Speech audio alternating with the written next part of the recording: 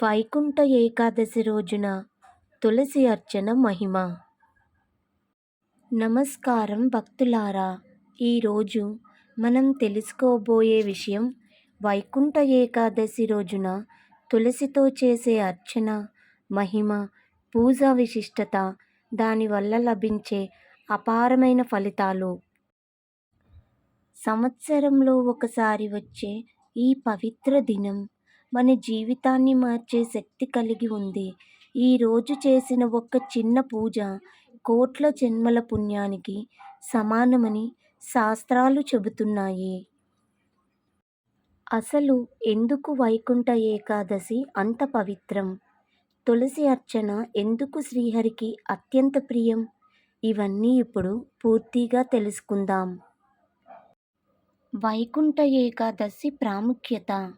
వైకుంఠ ఏకాదశి అనేది మార్గశిర మాసం శుక్లపక్ష ఏకాదశి. ఈ రోజున వైకుంఠ ద్వారం తెరుచుకుంటుందని, శ్రీమన్నారాయణుడు భక్తులకు ప్రత్యేకంగా దర్శనమిస్తాడని పురాణాలు చెబుతున్నాయి. ఈ రోజున చేసిన ఉపవాసం, జపం, దానం, పూజ అన్నీ కూడా 100 ఏకాదశుల ఫలితానికి సమానం. అందుకే ఈ రోజున చేసే పూజల్లో తులసి అర్చనకు అత్యున్నత స్థానం ఉంది. తులసీదేవి మహిమ. తులసి అంటే కేవలం ఒక మొక్క కాదు భక్తులారా, ఆమె లక్ష్మీదేవి స్వరూపం, విష్ణు భక్తికి ప్రతీక. పురాణాల ప్రకారం తులసీదేవి లేకుండా శ్రీహరి పూజను స్వీకరించడే లేదు. శ్రీమన్నారాయణుడు స్వయంగా చెప్పిన మాటలు.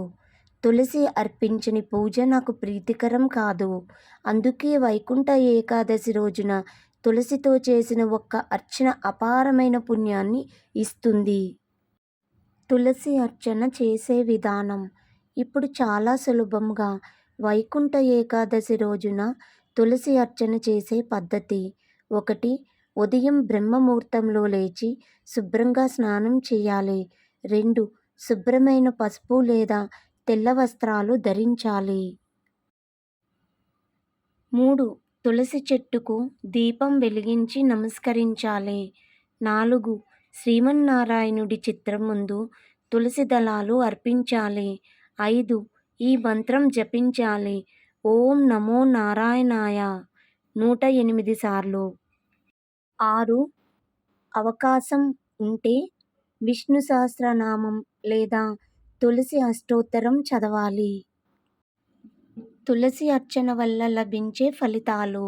వైకుంఠ ఏకాదశి రోజున తులసి అర్చన చేస్తే లభించే ఫలితాలు. జన్మజన్మల పాపాలు నశిస్తాయి. అక్షయ పుణ్యం లభిస్తుంది.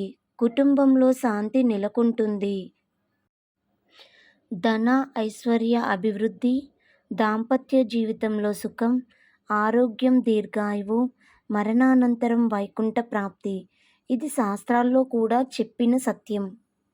మీకు మా ఛానల్ నచ్చినట్లయితే ప్లీజ్ లైక్, షేర్, సబ్స్క్రైబ్ చేసుకోండి.